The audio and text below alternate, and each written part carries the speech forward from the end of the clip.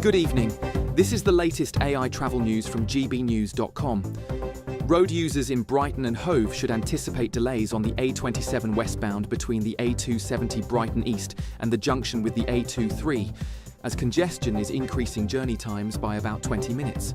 Additionally, drivers on the A14 westbound in Cambridgeshire between junction 18 at Spaldwick East and junction 16 at Catworth are facing 30-minute delays.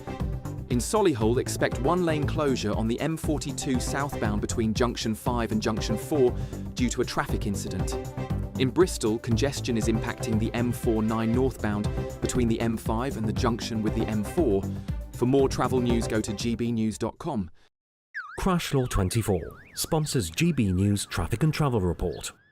Courtesy of Marquis Leisure, you could be driving away with this brand new Elnag Baron 560 motorhome. It comfortably sleeps 4, comes with sky roof, integrated kitchen and bathroom, and is worth over £67,000. And that's not all, as we'll also give you a further £5,000 in tax-free cash to make sure that wherever this motorhome takes you, it takes you there in style. For another chance to win the lot, text WIN to 63225. One entry costs £2.50 plus one standard network rate message, or text BONUS to 63225. 5 entries cost £5 plus one standard network rate message. Go to gbnews.com/win. Entries start at £2.50. Call 0903 686 3232. Calls cost £2.50 plus your network access charge. Or post your name and number to GB13 PO Box 8690 Derby DE1 9TT.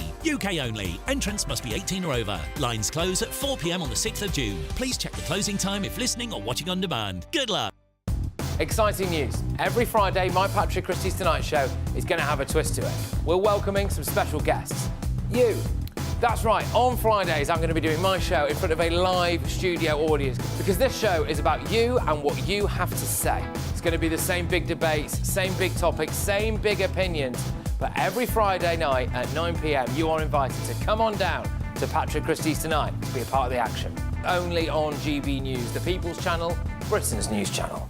Good Afternoon Britain isn't just about us. The wonderful thing about this programme is it's about everyone watching. It's an interactive programme. Well, there absolutely is something to see here, and we're going to be talking about it more. Whether it's breaking royal news, Please bring us up to date. or indeed a particularly punchy speech in the House of Commons, Very, very curious. we bring it to you live, and then we bring you live reaction as well. That's Good Afternoon Britain, weekdays from midday. Only on GB News, the People's Channel, Britain's news channel.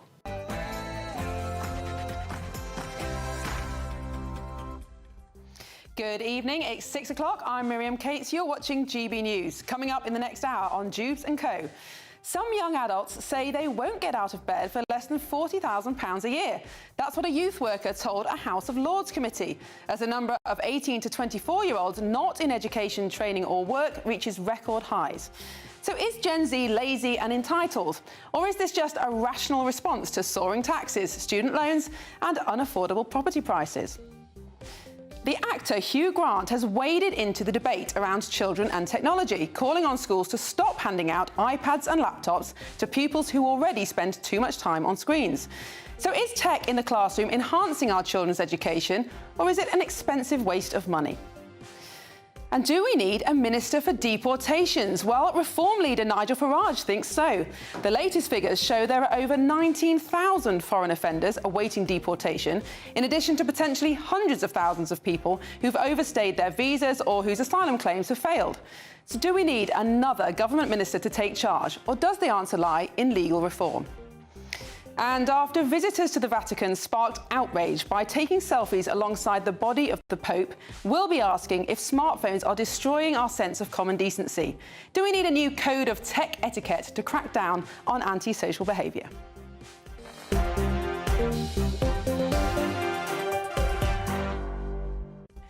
And joining me on my panel tonight, I've got the head of political economy at Onward, UK, Gavin Rice, and media strategist Andy Twells. But first of all, the latest news headlines with Aaron Armstrong.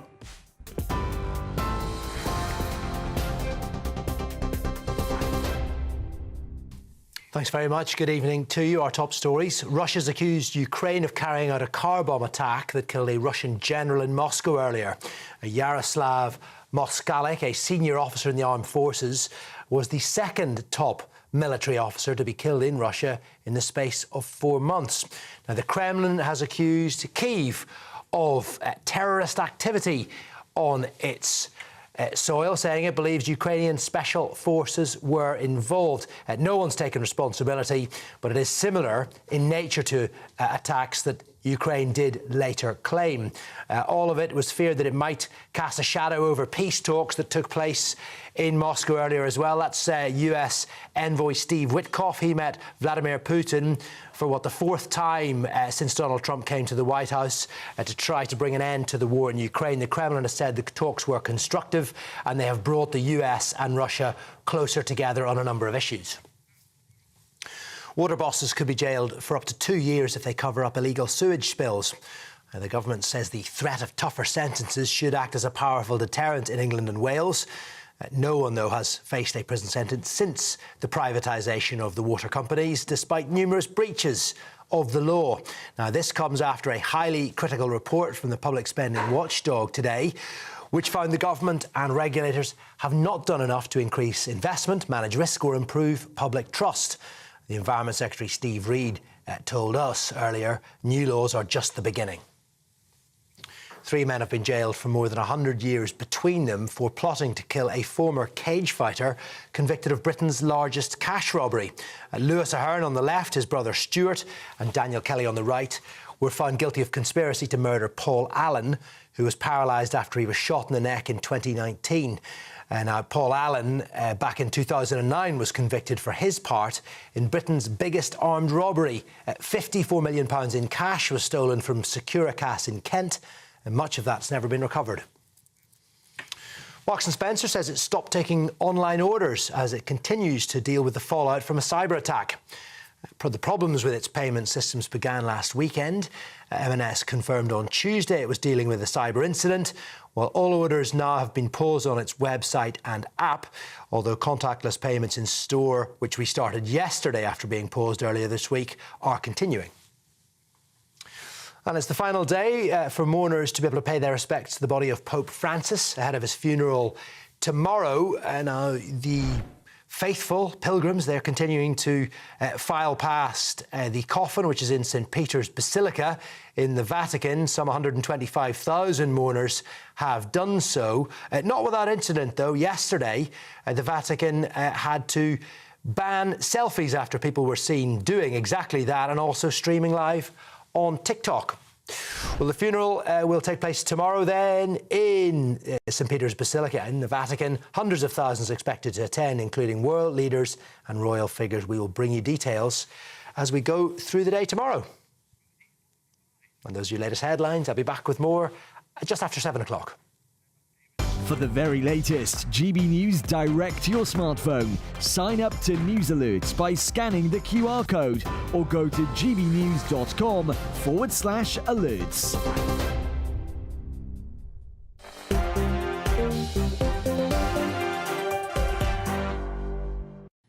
Well, welcome to Dewbs & Co with me, Miriam Cates. And joining me until 7 o'clock, I've got my panel, Gavin Rice from the think tank Onward, and political commentator Andy Twells. And of course, don't forget to get your views in. We want to know what you think about all those topics that we're discussing tonight. Just go to gbnews.com/your say. Well, our first story tonight. I won't work for less than 40k. That's what a House of Lords committee has been told, as the government continues its fight against the highest levels of youth unemployment since 2013. Well, experts are blaming lockdown and easy access to social media, with more and more young people deciding just to stay at home rather than to find their way into the job market. Now, interestingly, these comments reportedly came from youngsters in Blackpool, which is one of the most deprived towns in the country, also with the lowest life expectancy in the UK. Now, earlier, our presenter Ben Leo headed out onto the streets of London to find out what people had to say. We work in magazines. Unfortunately, we're journalists. So, we're not in it for the money, really. I mean, it's not really much to get by on, is it? Especially in London. Yeah, especially in London. Do you find it a struggle? No, it's fine. I think it's tough for anyone who's kind of young now. Like when I was in my 20s, that would have been a lot of money. I don't think 40k is a lot of money. I don't think it goes far enough. No. Look, I'm not on 40k a year, but... Do you mind me asking how much you earn, roughly? 20. And how old are you? 20. So what do you make of Northerners especially? There's a group in Blackpool who have told a local lord that they wouldn't bother getting a job unless it was for at least 40 grand. Well, then they're just going to go on the dole, aren't they? So it's whatever you want to do. Personally, I think the best thing to do is work, but... Yeah, carve out opportunities. Yeah, exactly. What are you going to do? Be on benefits for the rest of your life? No way. I'd just say get a job. Your money's going to go up sooner or later, so just crack on with it. I think it's always worth it, but I think here in London you'd really be struggling to survive on a day-to-day basis. If you live somewhere outside of London, like in the greater area, maybe more towards Kingston, you could try and do it, but me having been up north once, 40k, it makes a big difference there than it does here in London. Well, very interesting. So to the panel now. Gavin, what do you think? There's lots of things going on here, isn't there? There's the kind of very big increase in young people not in education and training. There's the issue about what's a good salary. Can you unpick this for us? Yeah, well, I think there's a number of things going on here. I mean, clearly the idea of people sitting at home who are physically capable of working, who are just choosing not to, and are being sustained at the cost of the state or whatever way it is completely unacceptable, and that's a terrible thing. It's not only unfair on the taxpayer, it's actually a tragedy for those people as well, because there is nothing worse for your lifetime prospects, your lifetime's earnings trajectory. There's nothing worse for it than being out of work for a sustained period of time. But of course, it's very unfair on taxpayers as well. On the other hand, I mean, I know that the segment there talked about the particular situation in Blackpool. I have to say that part of me is actually pretty sympathetic to the situation facing young people. I mean, not if they're just choosing not to work, but in general in the UK, salaries are not high. The gap between the minimum wage and the average salary is actually extremely small. You know, wages on average in real terms haven't really gone up since the financial crisis. At the same time, the cost of housing, renting in particular, especially in London in the southeast, is astronomically high, and you know, people don't really feel that they have that sense that working hard and doing the right thing actually can be converted into something like buying a house, which, you know, on average now takes 8 years to save up for a deposit for. And then you do also have to ask the wider question of why are economic conditions in Blackpool so bad in terms of the job market in the first place. So I think, you know, people sitting at home on welfare, that's unacceptable. We do need to do something about that. But I think there is a larger story in terms of the fairness of the deal for young people as well. What do you think, Andy? Because, OK, these young people, we're saying they're choosing not to work, but they can only choose not to work because they're either being supported by parents or by benefits or by some other means. If those means were withdrawn, they'd have no choice, would they? Sure, but I think I actually agree with Gavin. I think there is a kind of wider point here. I mean, this is a bit hyperbolic, you know, saying that kids are on the internet 24 hours a day. I mean, you know, God forbid exhaustion just wouldn't let you do that. And you know, the 40 grand figure is a bit abstract, but I think there is quite a real story. You know, the apprentice wage and the under 19s minimum wage in this country, only £7.55 an hour. An annual figure, that's about just under 13k before tax.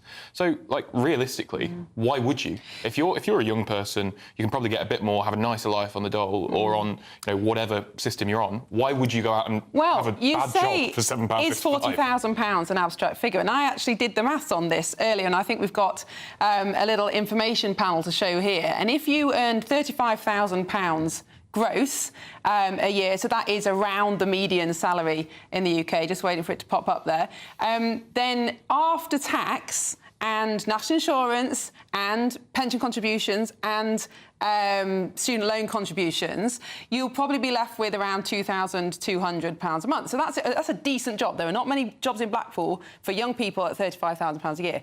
If you're on the maximum universal credit and disability benefit, which, don't forget, the biggest cause for claim in the young now is mental health, ADHD, depression, things like that, you can get £2,200 a month. So there's a kind of rationality to that figure, isn't there? That actually, if you are on maximum benefits, you can take home as much as work. So the differential that you were talking about, it's not just between minimum wage and median wage, it's also between benefits and work. So there is actually a bit of a divergence in the UK in terms of the benefits system.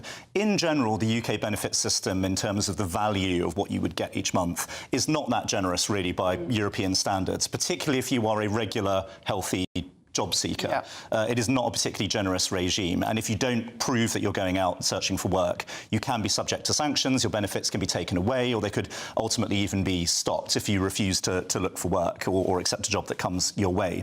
However, that is not the case if you are in the sickness benefit part of the benefit system rather than the job-seeking part of the benefit system, where the benefit cap does not apply, so you can get more money if you're classified as on sickness benefit. You don't have what's called conditionality, so you don't have to go out and search for work. And it's basically much more advantageous to be in that category. Now, of course, people should not be gaming the system, but unfortunately, what does tend to happen is you find that people that work in job centres, employees of the Department for Work and Pensions, encourage people to actually say that they have mental health difficulties or to exaggerate what they might be suffering with because they're going to get a package as a result. They think they're helping the person involved, but actually it's going to leave them better off, less well off in the long term. Andy, what do you think? Because there has been this rise. I think we've got a chart there of a huge rise in young people not in education, employment, training. It's mainly young men. I think it's increased 40% rise in young men, NEETs since the pandemic, not so much young women. What's causing this, and what can we realistically do about it? Well, I mean, this has been, this isn't a new problem, particularly on the kind of sick side of benefits. Bad back goes back, to the 60s, 70s, 80s. Depression is the new bad back. Well, yes and no. I think, people gaming the system isn't new. This has been a problem for decades. But I think the only way to do this is actually make work pay. And, I'm a trade union man.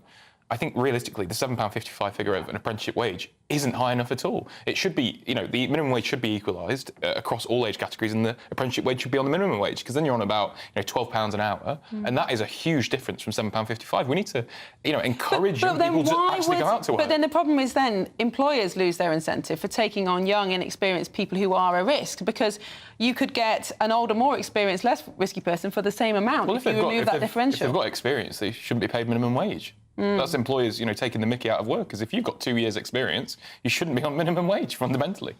But another aspect of all of this, if I may just throw it in there, is the scale of economic migration as well. Because if you've got a massive, unprecedented oversupply of labour coming into the country, the laws of supply and demand are very clear. That is going to push down the real value of wages. And it was actually, some of us have been making this argument for a long time. We've been poo-pooed by a lot of economists who say we don't know what we're talking about. The IMF, the International Monetary Fund, actually came out for, I think, the first time yesterday and said that actually there is evidence that mass migration on the scale we have it does push down wages. And so it's a completely unfair situation where you have people coming in from countries where average incomes are lower, the average standard of living is lower, and they're out-competing people for jobs. Meanwhile, unfortunately, we leave a lot of young people in particular languishing on benefits, and that strikes me as completely unsatisfactory. Yeah, what do you have to say to that? Is immigration a key part of suppressing wages? I think it's certainly played a part. There's no denying it, particularly in those kind of manual labour industries and more, service-based industries, definitely. But, it's not the migrants themselves that are to blame. Often they came as children, they have, Or they came on work visas or whatever. Or they came as unstable situations. Yeah. They're willing to take the work because otherwise they'll have to go back home, which they clearly don't want to do. So, we shouldn't be alienating these migrants at all. I don't think it's their fault, it's the system's fault, if anything else. They're just a consequence of it. Do you think also there's an issue in the fact that we pay benefits to people who are in work to top up their incomes, and effectively that is a subsidy to employers? If we shifted that into reducing taxes, for example, to make work pay more and stop subsidising employers, they'd have to pay decent wages. Well, I mean, you're talking about single-parent child tax benefit and stuff like that. I don't think we should be removing that. Often that's the lifeline between No, absolutely, I don't. But what I'm saying is, again, because we top up wages, we've lost the differential between people who work their way up the ladder and get into more senior roles. There's no point if tax plus withdrawal of benefits gives you an effective tax rate of 65-70%. What's the point of earning another £1 an hour? Sure. I mean, I suppose, but I think it's not on the government to, be topping up the wages. I think it should be employers taking it out of their profits. Often in a lot of these construction industry, especially, profits are record high. Since the recession, they've been higher than they ever have been before, and yet the wages remained at the very bottom. Wage stagnation, particularly in manual labour, it's just out of control. They need to just take it out of their profits, and I don't want to be the bosses of the bad guys, but they do need to start giving to their workers a bit more. Gavin, final word? Yeah, I mean, I think if someone is working part-time because they're a single mum, then obviously it's completely right that the state should be supporting their income. If someone is a full-time worker and still they still require subsidy from the government, that's completely unfair because the taxpayer, you and me, are paying for an employer to employ someone at less than the market rate. Instead, is what it boils down to. That's not right. At the same time, if we were to just pull all of that away, a lot of companies would really struggle because their cost of employing people would go up. And then you need to ask wider questions about why the economy is so poor in general and conditions are so difficult for people to be able to make money from business. Indeed. Well, let us know what you think about Gen Z and why they're so reluctant to work. Coming up after the break, actor Hugh Grant has waded into the debate around children and technology, calling on schools to stop handing out iPads and laptops to pupils who already spend too much time on screens. So, is tech in the classroom enhancing kids' education, or is it an expensive waste of money? We'll be debating that next.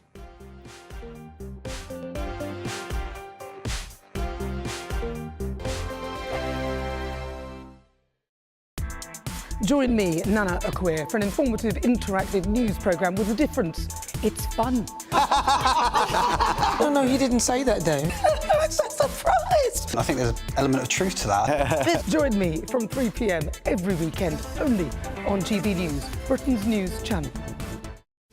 This is Britain's Newsroom, where your voice matters. It's just astonishing. With expert analysis and honest opinion, we don't just keep you informed. We bring you unique perspectives you won't see anywhere else. Can't argue with any of that. When the news happens, it happens here. On Britain's Newsroom, weekdays from 9:30 a.m. Only on GB News. GB News Breakfast, every day from 6 a.m. Do you know that Gladiators is the TV show most likely to get you thinking about moving, about exercising? Well, who better to talk to us about than Gladiator and Olympian Montel Douglas? Good to see you this morning, Montel. What way does Gladiators work in getting people to move? I think Gladiators spans all generations, which is one of the things that I love the most. You know, we have everyone from 2-year-olds doing our moves and feeling like superhuman, all the way up to, 90s, 100, people saying that they're really inspired to start moving, to start thinking differently about their health in a range of different things, but also just to think that, why can't I do it? And everyone's got a story, everyone's journey, their strength journey is very, very different. Mine's been very different, like I said, from summer to winter into Gladiators. Even that was a massive shift. So I think it's just inspiring people to think that they can do it. Montel, what if I just hit upon that area about can't do? I'm in a position where I can't do a lot of things now. I regard watching Country File on a Sunday night as huge exercise for me. What if you just believe you can't do anything? I'm really sad that you said that, Eamon. You can do whatever you're... the thing is, as well, if you think you can or you think you can't, you're usually right. And I always say, try. I think many of us, the first time I climbed up of a wall doing Gladiators, I'm petrified of heights, and people know that. And you will never know that now because I went on there and, I got frightened, I was brave, and then kept on doing it. And I think the hardest thing is to start. And what I hope is that, we're inspiring people to start something that they never thought, because you don't know until you try. And then also, it doesn't matter what it is. As long as you just make that first move, you can get better. And then you'll feel braver when you do it. GB News, the People's Channel. We're proud to be GB News, the People's Channel. And as you know, we always love to hear your views. Now, there's a new way of getting in touch with us at gbnews.com/yoursay. By commenting, you can be part of a live conversation and join our GB News community. You can even talk to me, Bev Turner, or any of the members of the GB News family.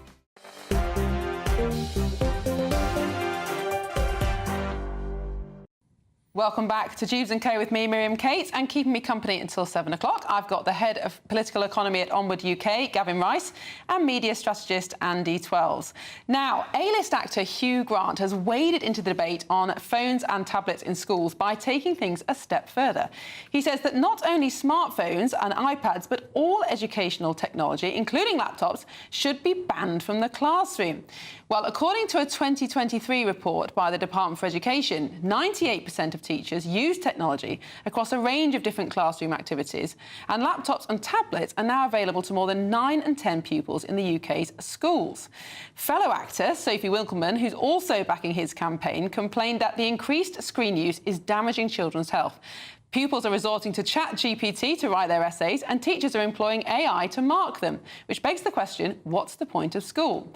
So what is the point of school? Andy, what's your view? I mean, school has changed. I'm a lot older than you, but school has changed a lot since we were in the classroom, and it is the case that kids spend a lot of their time on screens now. I think school should fundamentally be to prepare you for the rest of your life. It should be to prepare you for adulthood and the workforce and all the things that come as an adult. And, you know, I think over the last 100 years, you'll have seen school changing as, you know, the world changes, as the economy changes, as work changes. And, like, a lot of kind of office jobs now are using AI to subsidise their work, using it in the office, using it day to day. So I think we should be teaching students how to operate these systems effectively, safely and sensibly. But it's always hard because the technology is moving so much quicker than the classroom is, and it's hard to keep up. But I suppose it's one thing teaching AI, how to use AI, how computers work, all those things. It's another thing doing all your learning on a screen. And I know plenty of schools now, including my kids' schools, where they don't issue textbooks anymore. You have to view it on a PDF on the screen. And there's good evidence that we just don't absorb as much information from a screen as we do on paper. Sure, and I appreciate that entirely, but I think particularly post-COVID, there has been a big shift onto digital, and, you know, almost this last generation of teachers have only known technology. So to change it now would be quite a large task. You'd have to change the training programmes, and you'd have to wait almost another generation of teachers coming through the teaching programmes to have a fundamental change off technology, which I can't see it being feasible. No. I mean, Gavin, do you think sometimes there's this temptation in education to think that anything new is good? Absolutely. I mean, I have to say, I think this is one of the only times that Hugh Grant has said anything vaguely sensible that I'm completely on his side. I mean, I actually think that, I mean, look, we know what the risks, challenges and dangers of digital devices are, particularly phones, as adults in our own lives. I mean, I'm completely addicted to my phone, as my family will tell you, and that's terrible. And I think a lot of us as adults are now having to implement strategies to try and detox ourselves digitally and create space where we're away from our phones. And I think it's very clear that the spike in mental health problems over recent years is highly linked to the impact that these things have on our brains. We know that children's brains are still developing. It's not like even an adult using one of these devices. And I think, obviously, we should be protecting kids and teaching them to use their brains in schools. I mean, I was a teacher for a few years, and there is a place for using devices occasionally, I think. But you could just see in a classroom, the kids, their brains would just switch off if they had a screen in front of them. They just zombify, and they'd have multiple tabs open, and the physical barrier between you and the teacher just meant that the attention just wasn't there. And if the attention is not there for us as adults, it's not going to be there for kids. But Andy, do you worry, though, as someone on the left? Because it always strikes me that people on the left generally are more in favour of progress than Conservatives who are more cautious about it. But this kind of progress is enriching Silicon Valley beyond belief. I mean, the DfE spent £1 billion on, well, schools spent £1 billion on tech in 2019, so goodness knows what it is now. I mean, that's all money that's just lining the pockets of tech billionaires. Shouldn't that be something we're concerned about? Oh, absolutely. I think, we should be building British, and we should be, increasing tech entrepreneurship, particularly in the City of London, things like that. We should definitely be investing in. But some of these subscriptions to EdTech are not available in the UK. So I think it's all going to America. I think that 2019 figure, I'd imagine a lot of that would have been upgrading the electric whiteboards that they have in classrooms, because there was a big movement between 2016 to 2020 of changing the tech from the 2010s to the 2020s. So I think it's you need tech in the classroom. You have to, otherwise we'd be living a kind of Luddite fantasy where we have kind of blackboards and all that. But there's no evidence that it improves learning. And actually, test scores across the Western world have gone down consistently since 2010. And some countries, like Scandinavian countries, for example, are now rowing back on this, getting screens out of the classroom, saying it's a distraction for children, their brains aren't developing properly, they're not able to concentrate for the same period of time, and it's actually making life harder for teachers. Do you not think we should look into the evidence before we roll this out and decide that this is brave new world? Well, I don't think it's just tech that's contributed to test scores going down from 2010. I think increased class sizes, across the entire Anglosphere and the Western world? In the UK especially. No, but this is a pattern across all of the Western world. Since 2010, rollout of broadband, the internet, iPhones, test scores have gone down across the whole Western world. Sure. And you can't blame that on a Conservative government. Well, actually, school standards were actually improving from 2010 onwards, particularly from 2012 onwards, with the educational reforms in England in particular implemented by Michael Gove, Nick Gibb and others. It's only actually since the advent of the ubiquity of digital technology that we've started seeing that, and the pandemic. They were improving in relation to other countries, absolutely. We move up the ranking. But if you look on aggregate at Western test scores and reading ability and things like that, they've actually all gone down. The West has just gone down since 2010. 2010. I'm not quite sure that's true. I think it depends what you measure, but we'll agree to disagree. Okay. But yeah, but I suppose my point is, should we not, before investing this huge amount of money and potentially putting our children's education at risk, should we not be looking for some evidence of whether or not this is actually a good thing? Well, I think we should. And, you know, the American social psychologist Jonathan Haidt has written an entire book on this, and I'm not saying that's the end of the story, but there's huge amounts of evidence in that book about the dangers of digital technology. And even there was a news story the other day about leaked messages from the employees of tech companies, especially social media companies, openly talking about ways in which they manipulate kids' brains and try to get them as addicted as possible to the interface of these things. This is like a deliberate business strategy that these people are pursuing. You know, if you look back at things that we used to allow, we used to give kids booze, we used to give kids cigarettes, and we thought that was totally fine. And now we look back on that with horror. And, you know, there's a similar conversation around sugar and giving kids endless sweets, which, you know, we try not to do as much now. So I agree with you. Just because something is new does not mean that it is good, and we need to think of this as having a very similar neurological impact to drugs. Yeah. Andy, one group of people it could be good for, though, it is the teachers. You know, we were talking about this in the break. And actually, if it can make teachers' lives easier or reduce their workload, then perhaps it is something we should, well... I mean, you know, the teaching profession is in a dire state. You know, it's understaffed. People are leaving the profession, you know, at rates never seen before. They do need help. And if this is going to make their life easier on those menial tasks, whether it's, you know, some administration work of some, you know, arbitrary question design, as long as they're feeding into it and checking it, you know, I don't see it really as a problem as long as there is that teacher presence. But if it makes their life easier, if it takes that hour-long task down to a 10-minute task, they can spend more time on their students or, you know, God forbid, on their personal life after hours. Yes. You know, I don't see that as a bad thing at all. I do think it gives maths and science teachers an inherent advantage, though, because you can easily get a programme to mark maths homework much more difficult if you're a history teacher. Yeah. I mean, I think on all of this, have you tried taking a smartphone away from a kid or from a teenager and then just observing the pandemonium that breaks out? There was a recent documentary that did a very similar thing and took a whole school of kids' phones, and it was absolutely... they were addicted, you know, they had an addiction response. Yeah, when I was a teacher, I would sometimes confiscate pupils' phones and they would go literally insane, especially if you were going to keep them away from them overnight, which we had the authority to do. Yeah. They would go completely bananas. And I see it within my own family as well. So why are children having this reaction? Is because their brain has been rewired with this thing. Yeah. Well, get smartphones out of schools. One thing I remember, because I also used to be a teacher, there's a common theme on the panel, and this was, you know, quite a while ago before there were iPads and laptops in every class, but I just remember on those lessons when we did use the IT and have the laptops, half the lesson would be taken out with, "Miss, I can't remember my password. Can I go to IT?"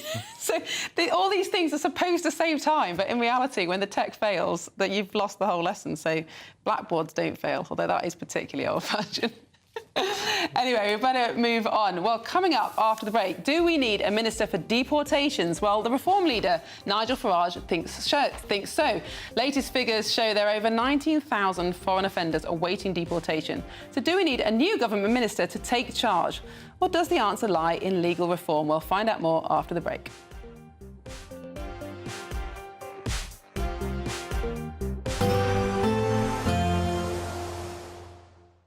Ready to soak up that holiday sunshine? Won't we need some cover? No worries. All sorted. All Clear Travel Insurance sponsors GB News Travel Destinations Forecast.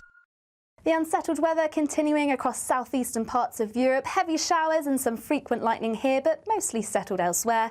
Showers continuing across parts of Greece, around the Adriatic coastlines. The odd shower also affecting Barcelona, but otherwise much of Spain and Portugal largely settled. Plenty of sunshine and fairly similar across Madeira and Tenerife, though it could be quite breezy here at times, particularly around coasts. And it's across Tenerife where we'll see the best of the sunshine, also the best of the temperatures, with highs of 26 Celsius. All Clear Travel Insurance sponsors GB News Travel Destinations Forecast.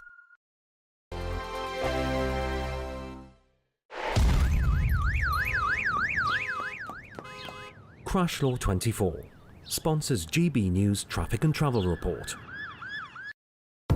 Good evening. This is the latest AI travel news from gbnews.com. The A1 southbound at Old Craighall is restricted due to a broken down vehicle. Please proceed with caution. The M4 westbound at Junction 38 Margam is closed for resurfacing with diversions in place. In Kirklees, delays of 10 minutes are warned on the M62 eastbound between Junction 25 and Junction 26. Norfolk faces disruptions on the A11 northbound between the A134 Thetford North and the junction with the A1075 due to a traffic collision closing all lanes. In the city of Bristol, congestion on the M49 northbound between the M5 and the M4 may result in a 20-minute delay. For more travel news, go to gbnews.com. Crash Law 24 sponsors GB News Traffic and Travel Report. Mornings don't have to be tiresome, especially if you have the right company. Wake up to news as it happens, opinion and debate, and of course, a little bit of entertainment too. Because when the kettle's on, we're on. That's Breakfast on GB News, a show worth waking up for. Every morning from 6 a.m. Only on the People's Channel, Britain's news channel. We'll spread the news, you spread the word. On Thursday, the 1st of May, voters across England go to the polls. In a series of council elections. Mayoral elections and one crucial by-election. They'll vote on the local issues that matter to them and let the parties know where they stand. We'll be here throughout the night. Live around the country. As the first results come in. And from 6 a.m. on Friday morning, as it all becomes clearer, we'll be here to discuss what it means for you. Vote 2025, the people decide, from 11 p.m. on Thursday. Only on GB News, Britain's news channel. It's Patrick Christie's Tonight, and here we do things differently. It's explaining the absolute madness of this, doesn't it? It's explosive. I mean, this is very good. It's lively. 850. Your government sat there, Sean, and it did nothing. It's controversial. And the Middle East has been in turmoil since before I was born. It's everything you need to kickstart your evening. Everyone's had their Weetabix tonight. I love to see it. That's Patrick Christie's Tonight, weeknights from 9 p.m. Only on GB News, the People's Channel, Britain's news channel. I'm Christopher Hope. From pop stars to politicians, I'll interview anybody in a pub who's got a political opinion. Join me every Friday on Spotify, Apple Podcasts, YouTube or gbnews.com, or wherever you get your podcasts. This is GB News, the People's Channel.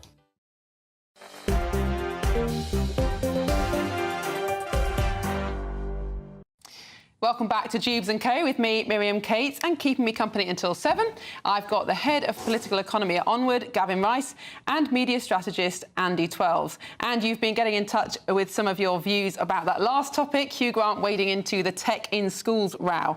And Sandra says it isn't the technology that's wrong, it's the teachers and the education system. Ned says maybe the curriculum's not fit for purpose, children not learning life skills and fundamental critical thinking. Yep, great debate. Well, do keep letting us know what you think. gbnews.com/your say. Now, moving on, the Reform UK leader Nigel Farage has called for there to be a new ministerial role in government, specifically in charge of deportations. Mr Farage is pledging to create a new role in his party and is urging the government to do the same as illegal immigration, particularly across the English Channel, shows no sign of slowing. So, should we have a Minister for Deportations? Well, Andy, let's start with you. We clearly have a big problem in this country of slowing down deportations, but also a huge number of people who've overstayed their visa for whatever reason, and the Home Office doesn't know where they are. Sure, absolutely. And I don't think creating a new minister is going to really deal with that. I mean, we've got a Minister of State for Immigration. They have a wide range of responsibilities across legal and illegal migration and enforcing deportations. Creating a new minister won't really help. And I think it's quite bold of Nigel Farage to suggest a new government minister when he doesn't have enough MPs to even staff one department at the moment. So it's bizarre to me. I mean, it is a political stunt, isn't it, Gavin? But there is a serious point behind this, which is who is being held to account for the fact that we have many, many people in this country who don't have a right to be here, and yet we seem to be doing very little about it. Yeah, well, I mean, I agree on the ministerial thing. I work in the think tank world where we try to propose solutions to policy problems, and we actually joke about the fact that the standard go-to when you can't think of anything else is, I'll create a new minister for this thing. And so I've seen this trick before. So I don't think that will actually help, because that isn't the root of the problem. The problem is that, as we saw under the last government with Rishi Sunak, is that we basically did everything within our power to try to create a legal third country deterrent with the Rwanda scheme. In the end, it ended up being a bit of a fiasco, but I think the intentions were good. The fundamental problem is that we are constrained by the ECHR, the European Convention on Human Rights, the interpretation of it by our judges, and also the legal decisions coming out of Strasbourg itself. That is the root of the problem, and no amount of Whitehall jiggery-pokery is going to ultimately solve that. But we do have a real problem in terms of people coming to the country who do not have the right to be here. We need to deter them in the first place, but also when people are found to not be here legitimately, they need to be removed. And, you know, at the moment, we have all kinds of judicial processes, the immigration tribunals and so on, that are basically blocking that process. What's really interesting, I'm just going to put this on the screen now, is that over the last 20 years or so, we've seen from, I think the graph starts in about 2005, and you can see the blue bars are people who left voluntarily, so they were told that their time was up in the UK and they, or for whatever reason, they were told that they had to leave and they did. The red bars are people who were enforced, so immigration had to forcefully deport them. And you see it goes up and up till about 2015, quite high levels of deportation, 45,000 a year. Then it suddenly collapses, and there was a bit of a peak in 2023, but essentially we are deporting hardly anybody now compared to 10, 15 years ago, and yet actually asylum claims are very, very high. People overstaying their visas, we can assume, is very high. So, Andy, what do you think's happened? You know, obviously that was mid-Conservative government. We can't blame a change of government. It was before Brexit. What explanations could there be? Baffling. I think one of the interesting things about that graph is that the Blair and Brown Labour governments had higher enforced deportations than almost all of the Tory statistics, which is, you wouldn't really imagine that. I suppose we look back on Blair and Brown more romantically than it was, but you don't really expect that from a Labour Some more than others, I'm sure. Yeah, I'm sure. But I think it's just, I can't imagine what could have happened in 2015, maybe. Do you think the politics have changed, though? Because I think 20 years ago, it was just standard opinion, not even the left or right opinion, that if you're in this country illegally, you should be deported. That wasn't seen as particularly a human rights issue. It wasn't seen as controversial. It's just upholding the law in the same way as shoplifters should be prosecuted. Now it's seen as a very charged political issue. If you believe in deportation, you must be very right-wing. I think it's a branding issue more than anything. Deportation's quite a firm word, quite a harsh word. I think most people on the street would maybe disagree with deportations, but if you phrased it as disembarkation from the UK, removing people who are here illegally, I think that would probably go down a lot better. I think it is just the branding around it just sounds very harsh and quite authoritarian. Well, I think deportation is very popular outside of Westminster. I think one of the things that probably has changed over the last few years, since you had those higher deportation rates that you had on the screen just now, is just the increasing expansion of the industry that is immigration appeal lawyers, essentially. And what they will do, you know, it is a business. What they will do is they will try to find new precedents, new loopholes. They'll try and get new things, new judgments out there into legal precedent, because then that creates new streams of work, new grounds of appeal, and so on. And the system basically kind of feeds itself. And you also have new judgments coming out of Strasbourg. And ever more grounds on which we're basically told that we can't send people back home. And we've seen some incredible transcripts from tribunals recently showing the kind of reasons that judges have given for upholding immigration appeals, like the Albanian whose child didn't like foreign tasting chicken nuggets. And some of these are laugh out loud funny almost, but nevertheless, I mean, this is the root of the problem, isn't it, Andy, is that the ECHR basically upholds the human rights of anybody to stay for whatever reason, and until we either leave the ECHR or reform it, we're not going to solve this problem. Yeah, I think it's the answer. I'm not sure it is. Leaving the ECHR would cause a lot of legal problems for the UK. I mean, you know, the Good Friday Agreement is enshrined by it. Our Supreme Court decisions are enshrined by it. Like, it's easy for Nigel Farage and Reform and, you know, even some of the Tory party to just go, yeah, let's leave the ECHR. But we do actually need to sit down and think, what does this actually mean and how do we navigate it? I think the Labour Party have looked at it and gone, no, this isn't a tangible solution.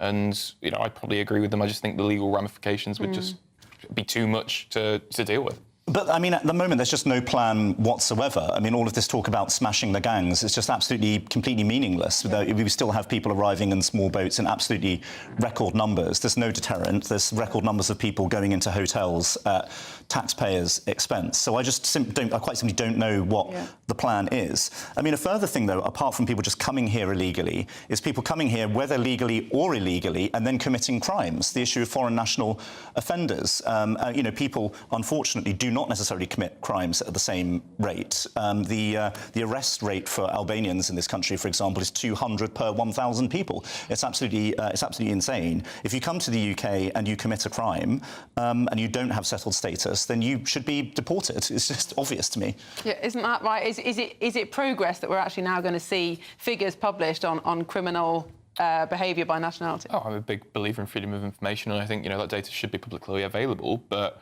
I think the flip side of that is if British nationals commit crimes in foreign countries, then they'd have to be deported back as well to us. So I think there is that flip side of, well, we need to ensure that we do have the legal kind of structure so then we can jail those people when they get back so they don't commit crimes on our streets rather than where they were doing it before. I think most people would accept that. I think the problem with this debate is that it's seen as somehow deeply inhumane to believe that you should deport people, certainly in a certain section of lawyers in SW1, but actually it is the most responsible thing you can possibly do to protect your own economy in your own community. So I think it's kind of the level of glorification of it. I think with the Trump administration, a lot of it has been extremely distasteful when they've been doing the ASMRs or the chains as they send people back to Mexico. I think as long as we do it properly and give people the respect they deserve, they are still people at the end of the day.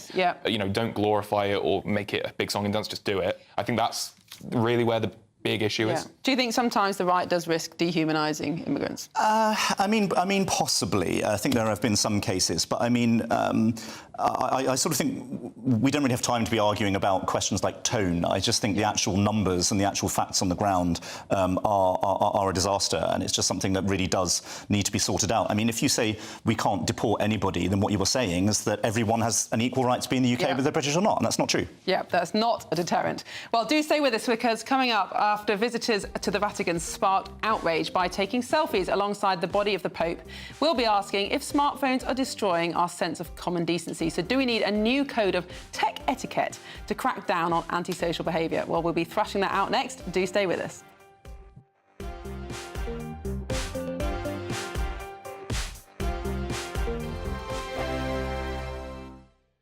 Hello there, good evening. Welcome to your GB News weather update from the Met Office.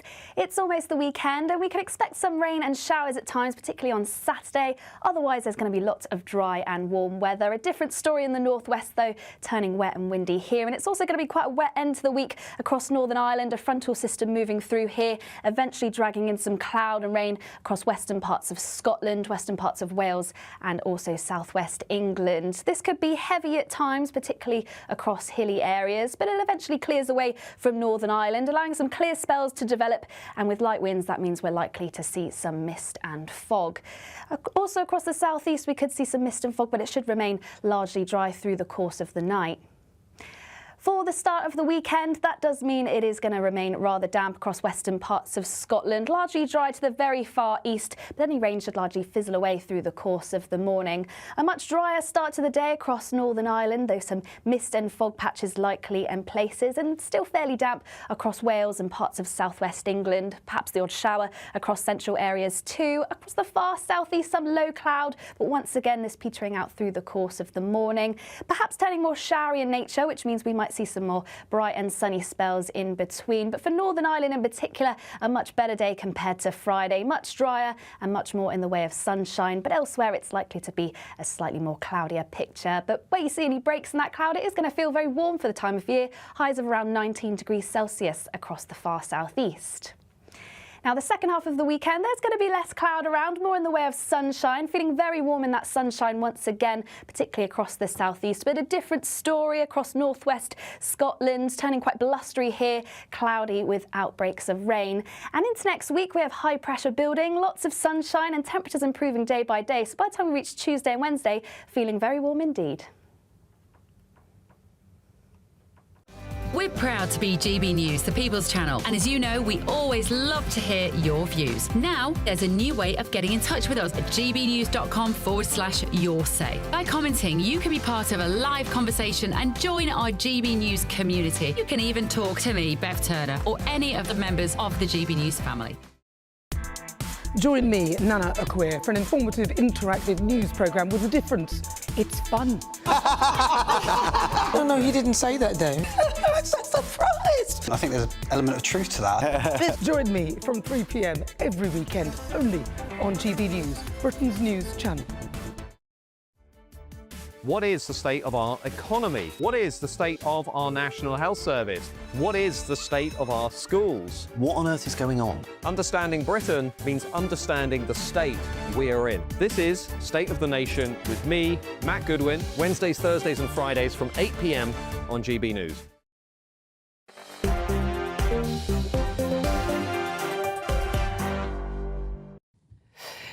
Welcome back to Dewbs & Co with Miriam Kate, and still until 7 o'clock I've got Gavin Rice and Andy Twells.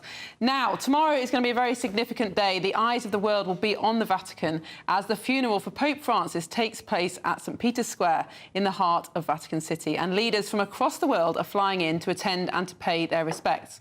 Now, throughout this week, almost 250,000 people have visited St Peter's Basilica, where the Pope's body is lying in state. However, the Vatican has now slammed visitors for taking selfies with the body of the late Pope. Some people have even uploaded the videos onto social media. Now, this comes after the Vatican themselves shared official pictures of the Pope's body when it was first placed in its open casket. So, are these mourners making it all about them, or is this just a final mark of respect to a man who was loved by millions of people around the world? Andy, let's start with you. I mean, selfie culture is everywhere now, and yet I think people's gut reaction to the pictures of so many people taking selfies with the dead body of the Pope was just, this is just not appropriate. Yeah, absolutely. I find it really odd. I don't know if it's the Luddite in me. I find it weird to have a phone like out in a church at all, or in a religious establishment, just as a, just to go on it or text. I think just keep it away. But I do vaguely understand it. I mean, he was an inspiring figure and a father to so many across the world. Obviously, some will have the gut instinct to kind of commemorate that moment where they see him in his final resting place. But yeah, I just find it bizarre, especially in contrast to the laying in state of the Queen, the late Queen. Yes. Everyone was really quite respectful. Yeah. I didn't see anybody at all with I saw selfies in the queue, but nothing in the Westminster Hall. So it's just odd. Gavin, the instinct to record our experiences is age-old. I mean, we used to have official painters, then official photographers. It's only very recent that everybody's got the ability to do that. But nevertheless, as distasteful as it might seem, it's quite a natural human instinct. Yeah, I mean, in the case of the selfies with the body of the late Holy Father, I mean, I should declare an interest. I'm a Catholic. I would say that I understand it, but I don't agree with it.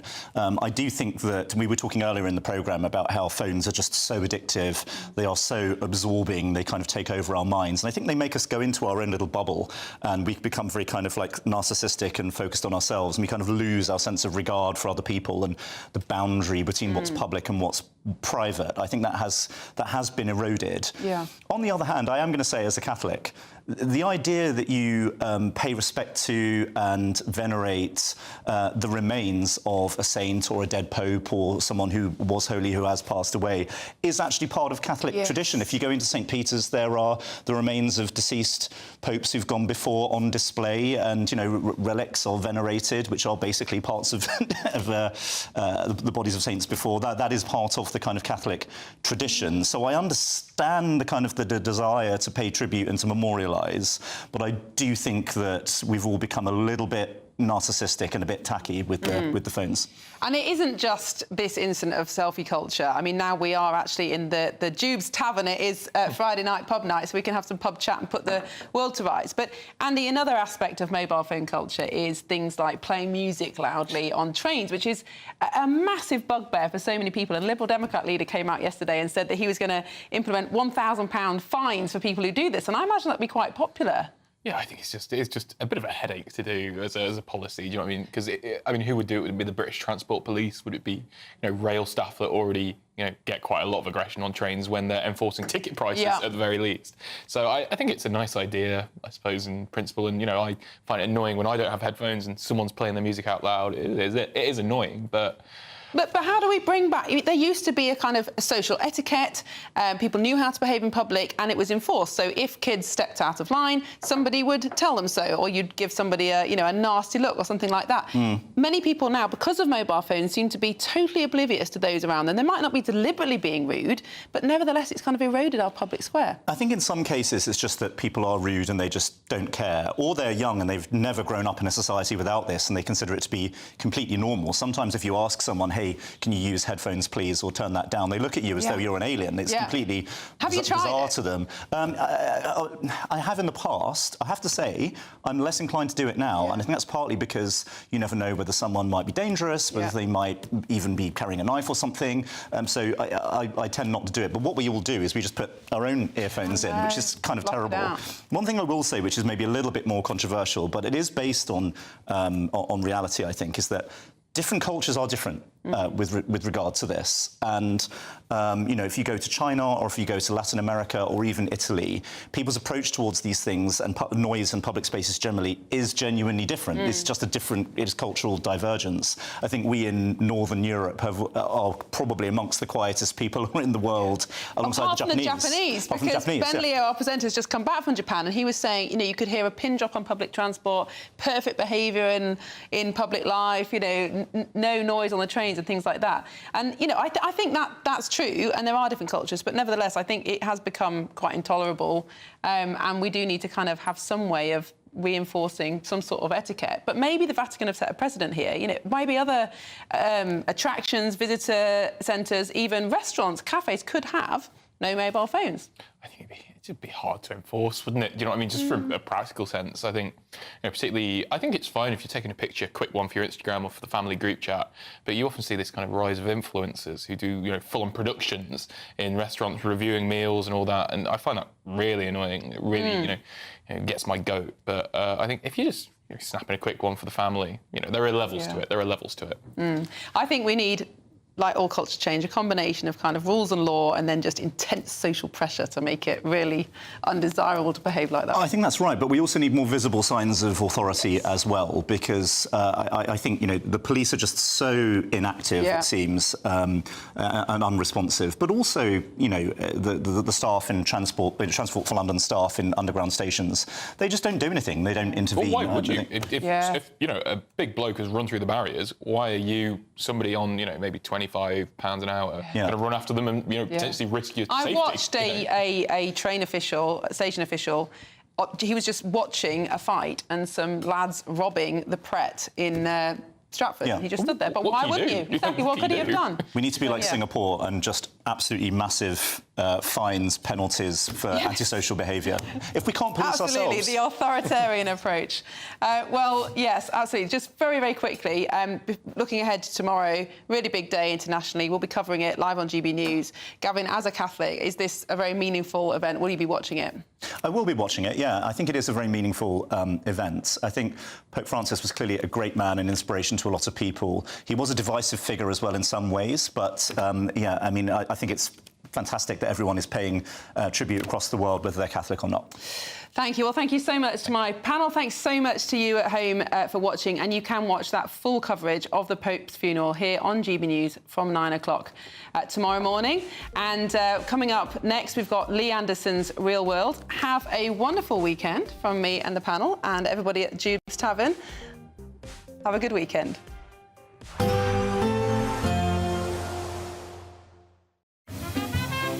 Heavy showers first thing will be followed by a warm, cosy day.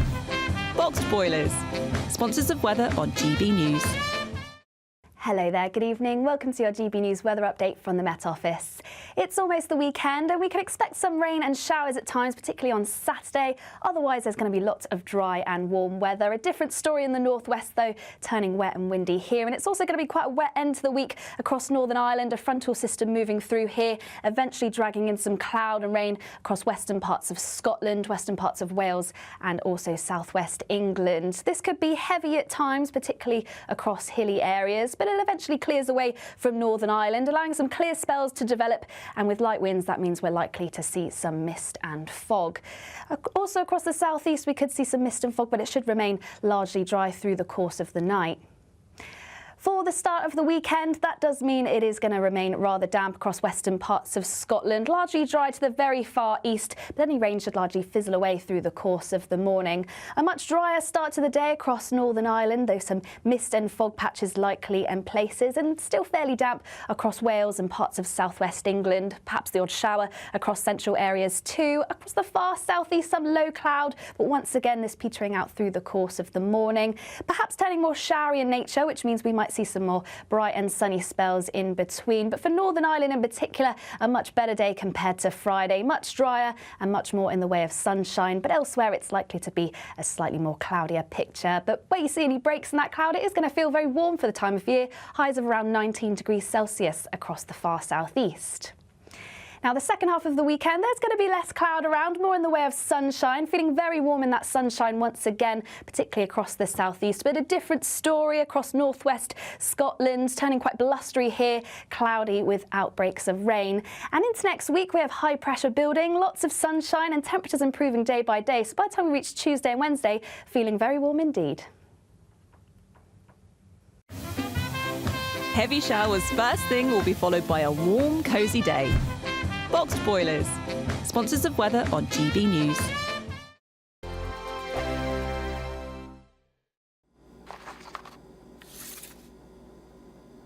Crash Law 24 sponsors GB News Traffic and Travel Report.